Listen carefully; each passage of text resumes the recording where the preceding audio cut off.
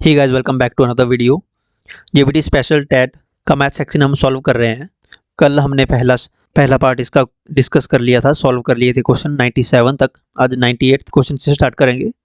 अगर आपने पिछला पार्ट नहीं देखा है तो उसको देख लें। क्वेश्चन नंबर 98 में बोलते हैं, व्यास 1 सेंटीमीटर वाली 8 सेंटीमीटर लंबी तांबे की एक छड़ की एक समान मोटाई वाले 18 सेंटीमीटर लंबे एक तार के रूप में खींचा जाता है। तार की मोटाई ज्ञात कीजिए। अब आपके पास एक तार दी गई है, ऐसी एक तार है जिसकी मोटाई कितनी है, जिसकी मोटाई 1 सेंटीमीटर है, यानी उसका डायमीटर जो है 1 सेंटीमीटर है, ये इसका डायमीटर। तो यहाँ से हम उसकी त्रिज्या निकाल सकते हैं। अभी ये बेलन की शेप बन गई सिलेंडर की, तो हमें इसका सबसे पहले इसका वॉल्यूम निकालना पड़ेगा। तो इसका वॉल्यूम का वही फार्मूला आएगा जो बेलन का होता है, पाई आर स्क्वायर एच। हमारे पास रेडियस डायमीटर दिया गया है, हमारे पास 1 सेंटीमीटर, 1 सेंटीमीटर डायमीटर। तो हमारे पास रेडियस आ जाएगी, रेडियस होता है डायमीटर अपॉन 2। तो हमारे पास रेडियस आ जाएगी आर, रेडियस आएगी हमारे पास 1/2। तो हम इसका वॉल्यूम निकाल सकते हैं। अब वॉल्यूम इक्वल टू फॉर्मूला है pi r square h. Values put कर देंगे। पाई की वैल्यू हम ऐसे ही रखेंगे। आर है हमारे पास 1/2, आर स्क्वायर यानी 1/2 इंटू 1/2। हाइट है हमारे पास यानी उसकी लेंथ 8 सेंटीमीटर इंटू 8, तो 2 से कट जाएगा ये 4, 2 से 2, तो हमारे पास बचा 2 पाई। वॉल्यूम हमारे पास आया 2 पाई। अब क्वेश्चन में बोलते हैं कि उसी तार को 18 मीटर तक खींच लिया जाता है। अब उसका वॉल्यूम तो उतना ही रहा, लेकिन उसी तार को 18 मीटर खींच लिया, तो अब उसकी जो लेंथ है यानी उसकी जो हाइट है वो 18 मीटर हो जाएगी, बाकी जो है सब कुछ सेम रहेगा। तो अभी वो वैल्यूज पुट करते हैं। नाउ वायर इज स्ट्रेच्ड, तो नया रेडियस होगा R1 मान लेंगे, pi R1 square H equal to, अब वॉल्यूम तो उतना का सेम ही है जितना आया था, 2 पाई आया था हमारे पास। अब वैल्यूज पुट करेंगे। हाइट अब 18 मीटर हो गई है, अब वो मीटर में दिया तो हम सेंटीमीटर में 1800 सेंटीमीटर हो जाएगी। तो पाई वैल्यू ऐसे ही रहेगी, R1 square into 1800 centimetre equal to 2 pi. अब पाई से पाई कैंसिल आउट हो जाएगा और यहाँ पर ये 1800 मल्टीप्लाई हो रहा है, तो इस साइड जाके ये भाग हो जाएगा। तो हम इसको लिख सकते हैं, this implies R1 square equal to 2 ऐसे ही रहेगा। अब जो यहाँ से 1800 ये डिवाइड हो जाएगा ना, हम इसको डिवाइड कर देंगे। 2 एकम 2, 2 ने 18, 18 और 2 जीरो ऐसे हमारे पास आया 1/900। आर स्क्वायर है ये। अब आर स्क्वायर है तो इसको जब आर करेंगे तो उसका अंडर रूट हो जाएगा यहाँ पे 1/900। तो 900 का अंडर रूट होता है 30, तो हमारे पास आएगा 1/30 रेडियस। वही क्वेश्चन में पूछा था कि मोटाई कितनी होगी, तो मोटाई होती है डायमीटर, यानी कोई ऐसा है तो उसकी मोटाई होती है। अभी यहाँ पर हमारे पास रेडियस आई, जब इंटू 2 करेंगे तब हो जाएगी हमारे पास इसकी पूरी मोटाई। ओके, तो हमारे पास आया 130 आर है, तो इसकी मोटाई के लिए 2R, यानी इसको 2 से मल्टीप्लाई करना पड़ेगा। 1/30 इंटू 2, जब 2 से गुणा करेंगे तो 2 से कट जाएगा, 2 एकम 2, 15 दूनी 30, हमारे पास आंसर आया 1/15। यहाँ क्वेश्चन कई लोग आधा छोड़ देंगे और उनका क्वेश्चन गलत हो जाएगा, आंसर आएगा 1/15। ओके, ऑप्शन हमारे पास डी करेक्ट होगा यहाँ पे। आई थिंक मैंने दूसरी वीडियो में 1/30 बता दिया होगा, तो वो वाला आंसर गलत है। अभी हमने जो सॉल्यूशन में देखा तो ऑप्शन डी करेक्ट होगा, 1/15। 1/30 इसकी रेडियस आई, त्रिज्या आई। जब इसका मोटाई निकालेंगे पूरे गोले की, इसकी वायर की, तो 1/15 इसकी टोटल मोटाई होगी। ओके, आई थिंक आपको समझ आ गया होगा क्वेश्चन पूरा। यहाँ से मैंने शुरू किया था। क्वेश्चन नंबर 99 है, volume of frustum is calculated by the formula. यहाँ फॉर्मूला ही बताना है, शंकु के छिन्नक का आयतन निकालने के लिए कौन सा सूत्र सही है। ऑप्शन सी करेक्ट होगा, 1/3 पाई एच R1 का स्क्वायर प्लस R2 का square plus R1 R2। Option 3 correct है, इसमें कोई सॉल्व करने की जरूरत नहीं है, ये फॉर्मूला एज इट इज ही याद रखना पड़ता है। ओके, फॉर्मूला किसका है, शंकु के छिन्नक का आयतन निकालने का। नेक्स्ट क्वेश्चन भी ऐसे ही है, सिंपल। यहाँ पे बोला गया है, यदि प्रेक्षणों x1 x2 xn की बारंबारता f1 f2 है तो क्रमशः हो तो sigma f1 x1 sigma f1 क्या है। तो ये एक मीन है, डायरेक्ट फॉर्मूला है ये मीन का। ओके, तो आपको ये फॉर्मूला ही याद रखना पड़ेगा एज इट इज़, इसमें कुछ सॉल्व करने का है नहीं। क्वेश्चन नंबर 101 है, एक बक्से में 3 नीले, 2 सफ़ेद और 4 लाल कंचे हैं। यदि बक्से से एक कंचा यथाचित निकाला जाए तो उसकी क्या प्रायिकता होगी कि वो लाल कंचा आएगा। प्रोबेबिलिटी का क्वेश्चन है, अभी देखते हैं। हमारे पास टोटल मार्बल्स कितने हैं, टोटल कंचे हैं हमारे पास 3 नीले, 2 सफ़ेद और 4 लाल। तो 4 2 6 3 9 कंचे हैं टोटल। तो टोटल कंचे हैं हमारे पास 9, जिनमें से ब्लू हैं हमारे पास। ब्लू कंचे कितने हैं, ब्लू कंचे हैं 3। वाइट मार्बल्स कितने हैं, वाइट मार्बल्स हैं 2। ओके, एंड रेड मार्बल्स हैं हमारे पास 4, रेड मार्बल्स 4 हैं। तो प्रोबेबिलिटी होगी रेड मार्बल्स आने की, रेड मार्बल्स हैं 4, तो प्रोबेबिलिटी होगी इनकी आने की, रेड मार्बल्स आने की प्रोबेबिलिटी होगी 4/9, क्योंकि 4 ही मार्बल्स हैं रेड। तो यही क्वेश्चन में पूछा गया था कि लाल कंचे आने की क्या प्रायिकता है, तो 4/9 प्रायिकता है लाल कंचे आने की। 4/9 ऑप्शन डी करेक्ट है। लाल कंचे आने की प्रायिकता क्या है कि लाल कंचा आएगा, 4/9 प्रायिकता है। अगर पूछा होता हमारे पास नीला कंचा आने की तो 3/9 हो जाता, और 3 से 9 कट जाता, 3 एकम 3 3 9, तो 1/3 प्रायिकता होती ब्लू कंचा आने की, अगर ब्लू नीले कंचे का पूछा होता। ओके, सिंपल क्वेश्चन है। नेक्स्ट क्वेश्चन बिल्कुल सिंपल है, इजी है। किसी संख्या को p/क्यूब में लिखा जाता है, वहाँ p और q एक पूर्णांक है, तो वो क्या कहते हैं, उसे उसे परिमेय संख्या कहते हैं। ऑप्शन सी करेक्ट होगा। परिमेय संख्या वे संख्या होती है जिन्हें हम p/q की रूप में लिख सकें। Simply C is the correct answer. Question number 103 है, -7/19 का योज्य प्रतिलोम क्या होगा। -7/19 का योज्य प्रतिलोम एडिटिव इनवर्स। अब एडिटिव इनवर्स होता है कि जो संख्या दी होती है उसमें क्या संख्या, कौन सी संख्या ऐड करें कि हमारे पास टोटल 0 हो जाए। ओके, तो हम यहाँ पे क्या ऐड कर सकते हैं कि 0 आ जाए। तो -7/19 में जब हम -7/19 में हम क्या ऐड करें, तो हमें इसमें +7/19 जब ऐड करेंगे तो हमारे पास आंसर 0 आएगा, इक्वल टू 0, क्योंकि +7/19 19 और 7 -7/19 ये कैंसिल आउट हो जाएंगे, तो इक्वल टू 0। इसका सिंपल सा फार्मूला होता है additive inverse of x equal to x is equal to, या आप ऐसा लिख सकते हो, additive inverse of x is -x। Okay, -x यानी जो भी आपके पास टर्म दी होती है उसका उल्टी संख्या होती है उसका एडिटिव इनवर्स, जिसको ऐड करके आंसर आपका 0 हो जाए टोटल। तो -7/19 का एडिटिव इनवर्स होगा 7/19, option B is correct. Next question है, क्वेश्चन नंबर 104। अगर आपको किसी संख्या से 1/2 घटाने और परिणाम को 1/2 से गुणा करने पर 1/8 प्राप्त होता है, तो वो संख्या क्या है। यहाँ सिंपली बोल रहे हैं क्वेश्चन में, किसी संख्या से, यानी हम मान लेते हैं कि x से 1/2 घटाने पर इस परिणाम को 1/2 से गुणा करते हैं, जो इनका परिणाम आएगा उसको 1/2 से गुणा करेंगे, यानी कि जो इनका परिणाम आएगा उसको गुणा कर देंगे 1/2 से। जैसा क्वेश्चन में बोल रहे हैं वैसा ही करेंगे, और हमारे पास प्राप्त होता है 1/8 प्राप्त होता है, यानी इक्वल होता है 1/8 के। हमने वैसे ही लिख दिया। अब हमारे पास ये इक्वेशन बन गई, equal to this implies x/x - 1/2, ऐसे ही रखेंगे, ऐसे ही लिख देंगे। अब ये यहाँ पे गुणा हो रहा है, 1/2 गुणा हो रहा है, तो पहली साइड जाके ये माइनस भाग हो जाएगा 1/8। यहाँ पे ये 1/2 गुणा हो रहा था, तो इस साइड जाके ये भाग हो जाएगा, यानी 1/2 का 2/1 हो जाएगा। यहाँ भाग हो रहा है 2, यहाँ जाके गुणा हो जाएगा, 1 ऊपर है तो यहाँ नीचे आ जाएगा। अब ये यहाँ से हम काट सकते हैं इसको, 2 एकम 2, 2 चौके 8, हमारे पास आया 1/4। x - 1/2 है हमारे पास, x - 1/2 1/4।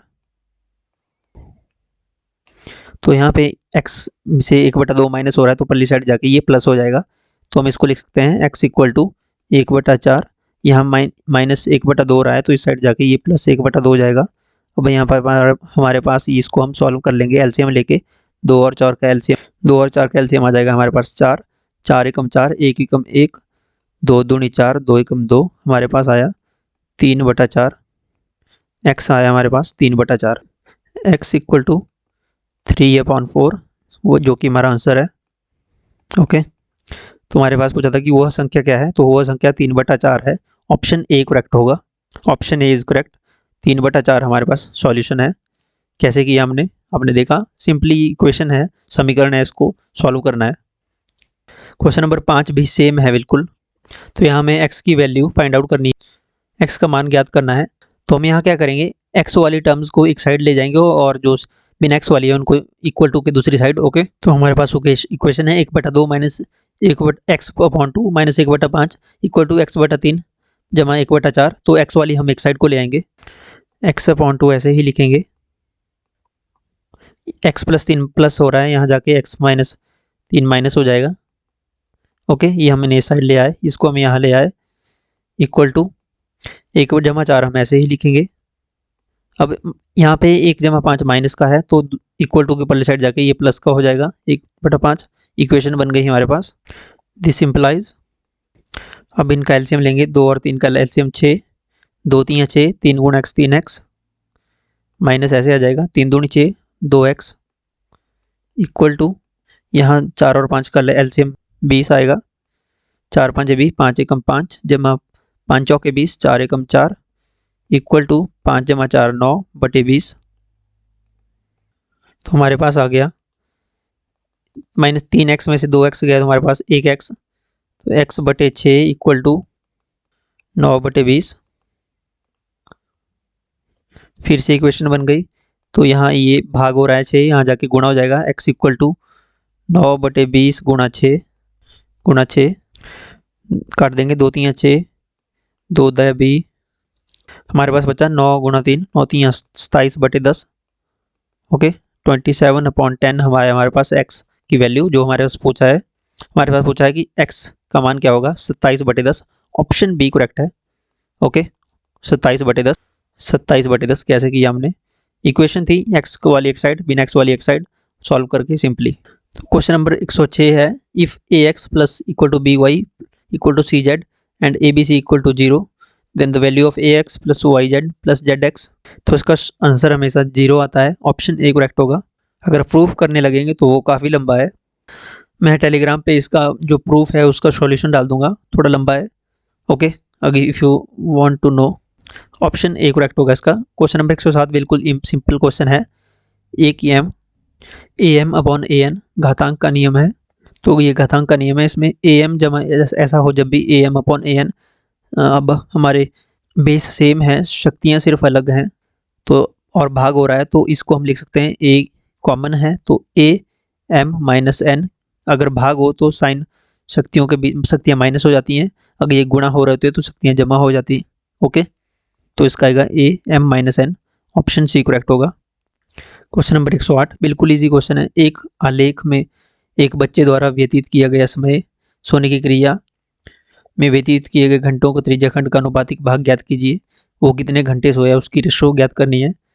तो 8 घंटे वो सोया, 4 घंटे उसने होमवर्क किया, अन्य कार्य उसने 3 घंटे किए, खेला 3 घंटे और स्कूल 6 घंटे गया। अगर हम इनको ऐड करते हैं 8 घंटे, 4 घंटे, 3 घंटे, 3 घंटे और 6 घंटे, तो ये होते हैं टोटल 24 घंटे। ओके, इनमें से ये 8 घंटे सोया, तो टोटल घंटे हैं हमारे पास 24, टोटल हैं 24 घंटे। स्लीपिंग आवर्स कितने हैं उसके, स्लीपिंग आवर्स हैं उसके 8 घंटे, 8 आवर्स और 24 घंटे सोया। तो रेशो निकालनी है हमने उसकी कितने घंटे सोया, तो 8 घंटे सोया, टोटल समय है हमारे पास 24 घंटे, 8/24। सिंपली हम इसको कट कर देंगे, 8 एकम 8, 8 3 24, हमारे पास आया इसका रेशो, स्लीपिंग की रेशो आई इसकी 1/3। वही यहाँ पे पूछा है इसका प्रोपोर्शन क्या होगा, time for hours spend in sleeping. तो ये 1/3 इसका करेक्ट ऑप्शन है, आंसर है ऑप्शन बी करेक्ट है, 1/3 घंटे जो इसका प्रोपोर्शन है, रेशो है, option B. Question number 109 again easy question है, एक समबाहुभुज के प्रत्येक बाह्य कोण का माप 45 डिग्री है, बहुभुज की कितनी भुजाएं हैं। तो रेगुलर पॉलीगॉन है जिसका exterior angle each angle 45 degree का है। तो टोटल एंगल्स कितने होते हैं पॉलीगॉन्स के, पॉलीगॉन के टोटल एंगल 360 डिग्री के। ओके, ये तो हमें पता है 360 होते हैं। अब एक्सटीरियर एंगल कितना बताया है उन्होंने, 45 degree exterior angle. Okay, exterior angle 45 degree है। हमने इसकी साइड्स फाइंड आउट करनी है, तो इसका हो जाएगा टोटल कितने angle 360 degree upon 40 degree 45 degree, इसको कट कर देंगे। इसको जब डिवाइड करेंगे 9 से, 9 5 45, 9 चौके 36 और 0 ऐसे 40, 5 एकम 5, 5 अट्ठे 40। ओके, हमारे पास आया 8। कितनी साइड आई? 8 साइड्स। हमारे पास कितनी साइड्स होगी पॉलीगॉन की? 8 साइड्स। वही हमारे से पूछा गया था, कितनी साइड्स होगी पॉलीगॉन की, रेगुलर पॉलीगॉन की? 8 साइड्स। ऑप्शन डी करेक्ट है। अब हमें पता है कि पॉलीगॉन की जो एंगल्स होते हैं वो 360 डिग्री होते हैं, और जो एक्सटीरियर एंगल इन्होंने बताया है 45 डिग्री। तो 360/45 सिंपली डिवाइड करके 8 आ जाएगा हमारे पास। ऑप्शन डी करेक्ट है। क्वेश्चन नंबर 110 बिल्कुल इजी क्वेश्चन है। 3 की 2, 3 का स्क्वायर है और 4 के स्क्वायर के बीच प्राकृतिक संख्याएं ज्ञात करनी है। प्राकृतिक संख्या क्या होती है आपको पता है? नेचुरल नंबर्स जो 1 से शुरू होते हैं, 1 2 3 इन्फिनिटी तक नेचुरल नंबर्स होते हैं। अब इन्होंने बोला है 3 का स्क्वायर कितना होता है? 9, और 4 का स्क्वायर के बीच प्राकृतिक संख्या है 4 का स्क्वायर 16। तो 9 और 16 के बीच प्राकृतिक संख्या कितनी होती है? 10 11 12 13 14 15। बीच में पूछा है इन्होंने, तो 10 11 12 13 14 15 6 प्राकृतिक संख्या आएंगी इन दोनों के बीच। ऑप्शन ए करेक्ट है 6। Question number 111 again very simple question. हमारे पास 3 संख्याएं दी हैं 6 8 और x, और संख्याओं का समूह पाइथागोरस त्रिक है, तब x का मान ज्ञात कीजिए। हमें पता है कि किन्हीं दो संख्याओं का वर्ग तीसरी भुजा के बराबर होता है। ठीक है, दो भुजाओं का स्क्वायर तीसरी भुजा के बराबर होता है। तो दो भुजाएं, एक भुजा x 6 है, एक 8 है, तो इन दोनों का स्क्वायर तीसरी के बराबर होगा। तो हम लिख सकते हैं एक भुजा कितनी है? एक भुजा का वर्ग 6 का वर्ग, दूसरी भुजा है 8 8 का वर्ग, तो होगा तीसरी भुजा के वर्ग के बराबर। तीसरी भुजा x का स्क्वायर, तो 6 का स्क्वायर होता है 36 प्लस 8 का स्क्वायर होता है 64। ये होगा हमें x के स्क्वायर के बराबर, तीसरी भुजा के बराबर। 36 और 64 होता है 100, 100 इक्वल टू एक्स स्क्वायर। तो एक्स स्क्वायर अगर 100 है तो x कितना होगा? x होगा अंडर रूट 100, 100 अंडर रूट कितना होता है? 10। तो हमारे पास x की वैल्यू होगी 10, जो कि क्वेश्चन में पूछा है। x की वैल्यू कितनी होगी? x की वैल्यू होगी 10। सिंपली पाइथागोरस का फॉर्मूला लगेगा। ओके, इतना सा क्वेश्चन था। अगर आपको वीडियो अच्छी लग रही है तो वीडियो को लाइक जरूर करें। अब क्वेश्चन नंबर 112 है, सबसे छोटी वर्ग संख्या क्या होगी? अभी ये शब्द इंपॉर्टेंट है यहाँ पे। वर्ग संख्या क्या होगी जो प्रत्येक संख्या 6 9 और 15 से विभाजित हो जाए, यानी डिविजिबल हो जाए, लेकिन वो परफेक्ट स्क्वायर होना चाहिए। यहाँ पे ये टर्म इंपॉर्टेंट है, परफेक्ट स्क्वायर। अब 6 9 15 से 180 भी डिवाइड हो जाता है परफेक्टली, लेकिन 180 जो है परफेक्ट स्क्वायर नहीं है। यहाँ पे परफेक्ट स्क्वायर 900 है, और 900 6 से भाग हो जाता है, 6 कम 6 6 5 30, यहाँ पे ये भाग हो जाता है पूरा। और 900 किसका स्क्वायर है? 930 का भी होल स्क्वायर है। ऑप्शन डी करेक्ट होगा। आपको देख के इस क्वेश्चन को कर सकते हो। क्वेश्चन नंबर 13 भी बिल्कुल सेम है।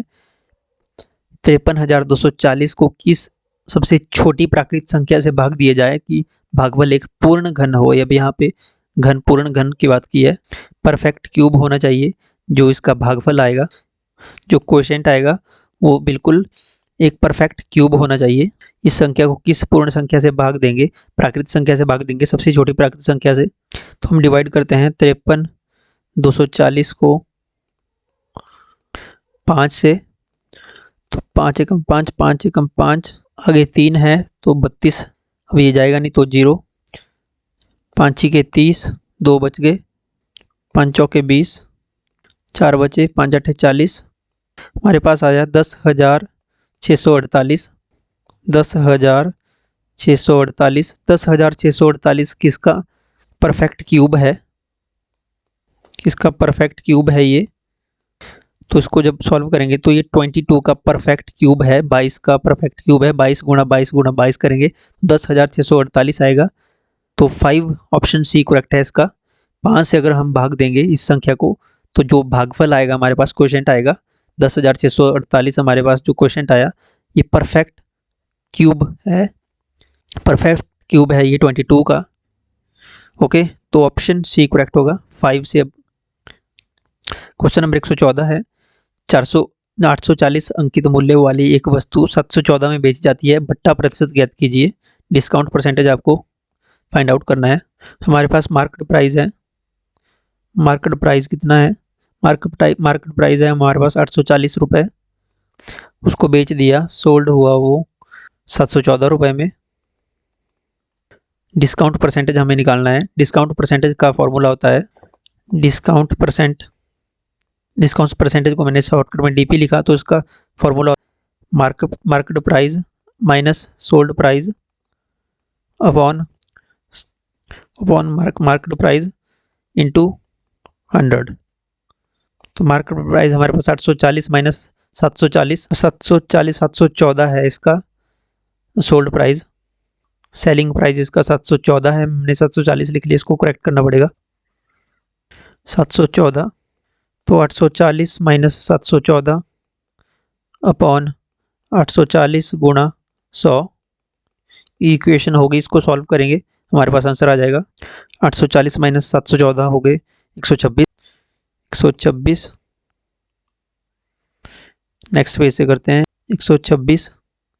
126 बटा 840 इंटू 100, इसको डिवाइड करेंगे, 0 से 0 कैंसिल, 2 42 से 84, 2 5 10, 2 1 2, 2 6 12 और 2 3 6 63 गुणा 5। यहाँ पे मैंने कुछ गलत कर दिया है। 2 गुणा 42 84, 2 5 10, 6 7 42, 6 दूनी 12, 6 कम 6 21 गुणा 5 बटे 7 बचा हमारे पास। तो 7 कम 7, 7 3 21, तो हमारे पास बचा 3 गुणा 5, 5 3 15% हमारे पास आया वो टोटल। हमने निकाला ये discount percentage discount DP. Discount percentage है हमारे पास 15% बट्टा प्रतिशत था, टोटल डिस्काउंट परसेंट 15% है। ऑप्शन बी करेक्ट है। अब इस बोर्ड पे माउस से थोड़ा लिखने में तो यहाँ पे कैलकुलेशन भी स्लो हो जाती है लिखने के चक्कर में, तो यहाँ पे मिस्टेक्स हो जाती है, तो थोड़ा सा मैनेज कर लेना। क्वेश्चन नंबर 115 है उस बेलन की ऊंचाई क्या होगी जिसकी त्रिज्या 7 सेंटीमीटर है और कुल पृष्ठीय क्षेत्रफल 968 सेंटीमीटर स्क्वायर है। छोटा सा क्वेश्चन है, ये ज़्यादा बड़ा नहीं है, बस समझने का है थोड़ा। अब यहाँ पे कुल पृष्ठीय क्षेत्रफल पहले से दे दिया गया है, हमने बेलन की हाइट निकालनी है। हमें पता है टोटल सरफेस एरिया का फॉर्मूला क्या होता है। टोटल सरफेस एरिया का फॉर्मूला होता है total surface area 2 pi r और r plus h. 2 pi r common होता है और आर प्लस एच फॉर्मूला है टोटल सरफेस एरिया बेलन के संपूर्ण पृष्ठीय क्षेत्रफल का। हमारे पास हाइट नहीं है, हमें बता दिया गया है कि टोटल सरफेस एरिया कितना है। वैल्यूज़ पुट करते हैं, 2 गुणा 22/7। रेडियस हमारे पास त्रिज्या 7 सेंटीमीटर दी है, आर 7 सेंटीमीटर गुणा R plus H, R 7 centimetre है। हाइट हमारे पास नहीं दी है तो हम एच ऐसे ही लिख देंगे, इक्वल टू कितना दिया है total surface area 968 centimetre square, तो हम ऐसे लिख देंगे 968 सेंटीमीटर। अब 7 से 7 कैंसिल आउट हो गया, हमारे पास बचता है 2 गुना 22 और ब्रैकेट के अंदर ये 7 जमा एच, ये 7 से 7 तो कैंसिल हो चुका है, 7 से 7 कैंसिल आउट। अब 2 गुना 22 यहाँ पे गुणा हो रहे हैं तो ये पहली साइड जाके भाग हो जाएंगे, तो 968 भाग 2 गुना 22, ये आया हमारे पास 7 जमा एच, तो उसको हम कट कर देंगे 2 से, 2 1 2, 2 चौके 8, 1 2 8 16, 2 चौके 8 484, तो इसको हम 11 से काट देंगे, 11 दूना 22, 11 चौके 44, 48 से 4 बचे, फिर से 44, 11 चौके 44, तो हमारे पास है 44/2, तो 2 1 2, 2 दूनी 4, 2 दूनी 4, 22 दूना 44, तो हमारे पास बचे 22, तो हमारे पास 7 जमा एच इक्वल टू 22, तो एच इक्वल टू 22 माइनस 7, तो एच इक्वल टू 22 माइनस 7 कितने होते हैं, 22 माइनस 7 इक्वल टू 15। हमारे पास हाइट आ गई 15 जो हमारे पास पूछी थी निकालने के लिए। तो हमारे से पूछा था कि ऊंचाई क्या होगी, तो ऊंचाई होगी 15 सेंटीमीटर। ऑप्शन ए करेक्ट है, 15 सेंटीमीटर। आई होप आपको क्वेश्चन समझ आ गया होगा। आप वीडियो को थोड़ा फास्ट करके भी देख सकते हो 2x की स्पीड पे। अब 4 क्वेश्चन बचते हैं, जल्दी जल्दी करेंगे। 116 क्वेश्चन है, 3⁻0 भाग 4⁻1 गुणा 2 स्क्वायर। क्वेश्चन नंबर 116, 3⁻0 भाग 4⁻1 गुणा 2⁻3 है। तो पहले ब्रैकेट के अंदर सॉल्व होगा। 3 होता है 1, 0, 3⁻0 कुछ भी हो तो 1 हो जाता है, भाग भाग ये 4⁻1 है तो 4 ही आएगा, 1/4 सॉल्व हो गया। 2⁻3 होता है 8, 2 दूनी 4 दूनी 8। हमारे पास इक्वेशन ये भाग कर देंगे, 4 एकम 4, 4 दूनी 8, तो हमारे पास आया 2 आंसर आया इसका। अब ऑप्शन में तो सभी 5, 20, 10, 15 ऑप्शन ही गलत हैं, तो ये क्वेश्चन गलत माना जाएगा क्योंकि यहाँ पे सारे ऑप्शन गलत दिए गए हैं। हमारे पास आंसर आया 2 जो कि ऑप्शन में नहीं है। आपको इसको आपके इस क्वेश्चन में आपको ग्रेस मार्क्स मिल जाएंगे सभी को 1 नंबर। ओके, क्वेश्चन नंबर 117 है, एक टंकी को 1 घंटा 20 मिनट में भरने के लिए 6 पाइपें की आवश्यकता पड़ती है। यदि उसी प्रकार के केवल 5 पाइपों का ही उपयोग किया जाए तो उस घंटी नहीं टंकी कितने समय में भरेगी वो। अगर 6 की जगह 5 पाइपों का इस्तेमाल किया जाए, 6 पाइपों से लगता है 1 घंटा 20 मिनट का समय, तो हमें सबसे पहले क्या करना पड़ेगा, हमें जो घंटे और मिनट हैं इनको सारे को मिनट में ही कन्वर्ट करना पड़ेगा। 1 घंटे में होते हैं 60 मिनट, तो 60 मिनट और 20 मिनट हो गए हमारे पास 80 मिनट। तो 6 पाइपों से भरने के लिए लगता है 80 मिनट। अभी देखते हैं सॉल्यूशन। 1 घंटा और 20 मिनट, तो हम इसको कन्वर्ट कर देंगे तो 60 मिनट प्लस 20 मिनट हो गए हमारे पास 80 मिनट्स। 80 मिनट लगते हैं 6 पाइपों से भरने के लिए। तो एक पाइप से भरने के लिए कितना टाइम लगेगा, एक पाइप से भरने के लिए लगेगा तो जितना 6 से लगता है तो 1 से ज़्यादा समय लगेगा, यानी गुणा 6। तो गुणा करके 8×6 = 48, 480 मिनट लगेंगे अगर एक पाइप से भरनी होगी तब। ठीक है, तो 5 पाइपों से हम 5 पाइपें अगर मान लें तो 5 पाइपों से तो 480 एक पाइप से लगता है, एक पाइप से भरने के लिए 480 मिनट लगते हैं। 5 पाइपों से भरने के लिए बटा 5 कर देंगे। तो जब इसको काटेंगे हम 5 एकम 5, 5 9 45, 46 47 38 बचे 3 बचे 30, 5 के 30, हमारे पास आंसर आया 96। तो 96 मिनट्स लगेंगे 5 पाइपों से भरने के लिए। यूनिट मेथड इसमें लगा, एक नियम 96 मिनट्स। तो इसको हम जब टाइम घंटे में बदलेंगे तो 1 घंटे में होते हैं 60 मिनट, तो 1 मिनट 1 घंटा, 60 मिनट उधर हो गए कंप्लीट और 36 मिनट अलग से, तो अब हो गए टोटल मिला के 96 मिनट। तो 1 घंटा 36 मिनट ऑप्शन देखते हैं, 1 घंटा 36 मिनट ऑप्शन सी करेक्ट होगा। 1 आवर 36 मिनट्स लगेंगे। क्वेश्चन कैसे करते हैं, पहले घंटों को मिनट में ही बदल दो, फिर इसको यूनिट मेथड लगा के जो मिनट्स आएंगे उनको जितने घंटे बनेंगे और जो मिनट बचेंगे उनको ऐसे कर लो। ये सिंपल क्वेश्चन पूछ लिया है अलजेब्रा से। a² - b² क्या होता है, तो a + b a - b या a - b a + b जो मर्जी लिख लो, ऑप्शन सी करेक्ट होगा।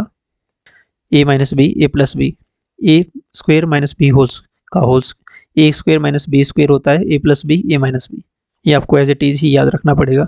क्वेश्चन नंबर 119 में बोलते हैं किसी संख्या का 150% 300 है तो उस संख्या 120% क्या होगा। तो किसी संख्या को मान लेते हैं हम x संख्या है वो, तो x का 150% कितना है, x का 150% है 300।